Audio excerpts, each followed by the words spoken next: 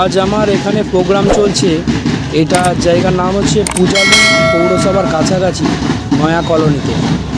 এখানে আজ কালী পুজো, তাই আমার 4টে ড্রেস এখানে ওরা ভাড়া করেছে। দুটো লালি ও লালা আছে আর মোটু পাতলু আছে। এই ধরনের কার্টুন যদি আপনারা যে কোনো অনুষ্ঠানে ভাড়া করতে চান, আমার ডেসক্রিপশানে ফোন নাম্বার দেওয়া আছে, অবশ্যই আমায় কল করতে পারেন। আমার ভিডিওগুলো যদি আপনাদের ভালো লাগে, অবশ্যই এটা সাবস্ক্রাইব ও লাইক ও কমেন্ট শেয়ার করতে ভুলবেন না।